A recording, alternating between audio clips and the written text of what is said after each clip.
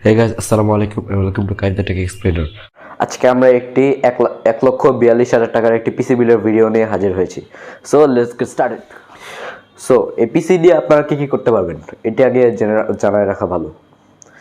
এই পিসি দিয়ে আপনারা বেশ ভালো রকমের 1080p-তে গেমিং করতে পারবেন, এমনকি আপনারা চাইলে 4K-তেও গেমিং করতে পারবেন, কিন্তু ফ্রেম রেটটা কমাই রাখতে হবে এবং 1080p আলট্রা সেটিংসে করতে পারবেন।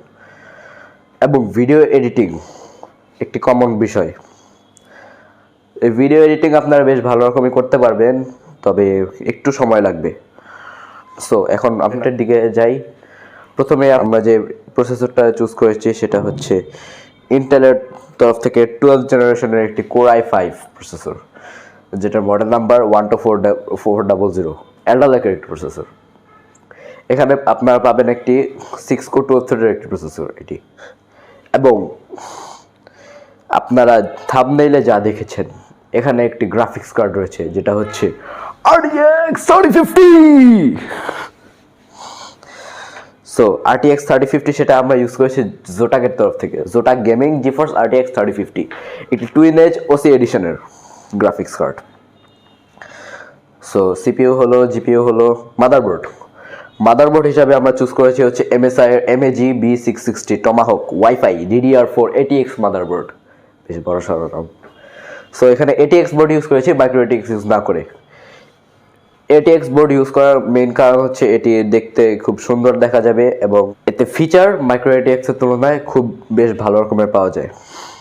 আপনারা চাইলে মাইক্রো ATX ইউজ করতে পারেন, তবে লুক ওয়াইজ তেমন ভালো হবে না ATX কেসিকের সাথে। আমাদের আজকের ভিডিওতে আমরা একটি মিনিমাল এবং পাওয়ারফুল পিসি বিল্ডের ভিডিও করেছি। সো এবার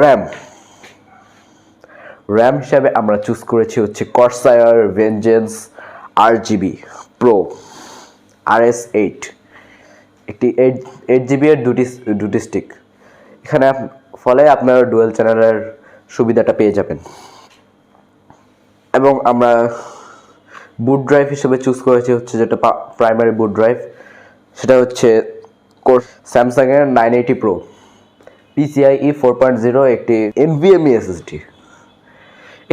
এখানে বলে রাখা ভালো যে আপনার যদি প্রসেসর কিংবা মাদারবোর্ড দুইটা কোনো একটা যদি PCIe 4.0 সাপোর্ট না করে, তাহলে আপনারা Gen 4 SSDর ফুল পটেনশিয়ালটা ইউজ করতে পারবেন না। এখানে আমাদের i5 এবং B660 মাদারবোর্ড দুটোই PCIe 4.0 সাপোর্ট করে। সো আমরা PCIe 4.0 একটি 250GB ইউজ করেছি, যেটি স্যামসাংয়ের 980 Pro। কুলার মানে প্রসেসরের মাথা ঠান্ডা রাখার জিনিস আর কি। কুলার হিসাবে আমরা চুজ করেছি গিগাবাইটের Aorus Waterforce with ARGB lighting display. এখানে একটি ডিসপ্লে রয়েছে যেটা আপনার নিজের মতো কাস্টমাইজ করতে পারবেন। সেই কাস্টমাইজেশন আপনাদের উপর ছেড়ে দিলাম। সেখানে আপনার নিজেদের নাম, বিভিন্ন ছবি, টেম্পারেচার এটসেট্রা ইউজ করতে পারবেন, মানে সেখানে বসিয়ে দেখতে পারবেন আর কি। লুকটা কিন্তু খুব জোস,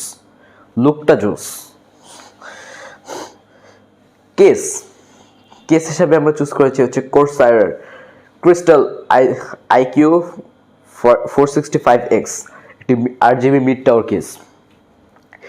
এই কেসের মধ্যে যেমন অ্যাস্থেটিক লুক, তেমনই ইনটেক এয়ারফ্লো খুব ভালো। অনেক গ্রিল রয়েছে যেখান দিয়ে এয়ারটা ইনটেক করতে পারবে, এবং এতে কিন্তু কোনো এক্সস্টার ফ্যান থাকে না। তাই আমরা এক্সস্টার ফ্যান হিসেবে চুজ করেছি হচ্ছে কুলার মাস্টারের সিক ফ্লো, একটি 120mm এর ফ্যান। এখানে বলে রাখা ভালো যে অনেকেই কিন্তু এক্সস্টার ফ্যান ইউজ করেন না। এক্সস্টার ফ্যান ইউজ না করলে আপনাদের প্রসেসর মাদারবোর্ড, গ্রাফিক্স কার্ড এগুলো সবগুলো একটি নির্দিষ্ট টেম্পারেচার বেশি হলে এগুলো আস্তে আস্তে ড্যামেজ হয়ে যায়। সো আপনার পিসির ভিতরে যে এয়ারটা ইনটেক করে সেটা তো ভিতরেই থেকে যাবে যদি এক্সস্টের জন্য না দেন। হ্যাঁ, হালকা পাতলা হয়, কিন্তু সেটা তেমন ভালো হয় না। সো একটি এক্সস্টার ফ্যান ইউজ করবেন। এবং আমরা যে ফ্যানটি ইউজ করেছি এটির লুক ওয়াইজও খুব ভালো এবং কালারটাও জোস। সেকেন্ডারি স্টোরেজ হিসাবে আমরা চুজ করেছি ওয়েস্টার্ন ডিজিটালের একটি 2TB western digital purple HDD। এখানে 2 TB ইউজ করার কারণ হচ্ছে বর্তমানে গেমগুলো অনেক হেভি হয়ে থাকে এবং আপনারা যদি ভিডিও এডিটিং করতে চান তাহলে সেখানে ফাইলগুলো তো অনেক বেশি থাকবে এবং অনেক বড় থাকবে, তো সেগুলো যেন স্টোর করা যায় সেই কারণেই। বাই দ্য ওয়ে, এখানে বলে রাখা ভালো যে আপনার হার্ড ডিস্ক চুজ করার সময় অবশ্যই 7200 RPM অর্থাৎ 7200 RPM অবশ্যই চুজ করবেন। এর নিচে চুজ করেন না ভাই, এর নিচে চুজ করলে আপনার স্পিডটা অনেক কম থাকবে। তো সবই তো বললাম, এখন যে মেন জিনিসটা যেটা আপনাদের পিসিতে কারেন্ট ফ্লো করবে, ইলেকট্রিসিটি দিবে, পাওয়ার সাপ্লাই, সেটা আমরা কি চুজ করলাম? সেটা আমরা চুজ করেছি হচ্ছে কোর্সায়ারের একটি 550 ওয়াটের পাওয়ার সাপ্লাই, CV550। এটি একটি 80+ ব্রোঞ্জ সার্টিফাইড একটি পাওয়ার সাপ্লাই, যেটার মধ্যে 5 ইয়ার্সের ওয়ারেন্টি রয়েছে। এখানে আমরা কোর্সায়ার চুজ করেছি, কিন্তু আপনারা যদি 200 টাকা এক্সট্রা খরচ করতে পারেন তাহলে আপনারা MSI ম্যাক B550 একটি B550 ওয়াটের একটি পাওয়ার সাপ্লাই ইউজ করেন। MSI ম্যাক B550 ওয়াটের একটি পাওয়ার সাপ্লাই, আপনারা MSI ম্যাক 550 ওয়াটের একটি পাওয়ার সাপ্লাই এখানে চুজ করতে পারেন। সেটার দাম এর চেয়ে 200 টাকা বেশি মাত্র। সো সব কম্পোনেন্ট তো হয়েই গেল। সো এই ছিল আমাদের আজকের ভিডিও। আশা করি আপনাদের ভিডিওটি ভালো লেগেছে এবং ভবিষ্যতে আপনারা কোন রকমের পিসি বিল্ডের ভিডিও চান সেটা অবশ্যই নিচে কমেন্ট করে জানাবেন এবং ভিডিওটি ভালো লাগলে লাইক করবেন, চ্যানেলে নতুন হলে সাবস্ক্রাইব করবেন, আমার জন্য দোয়া করবেন।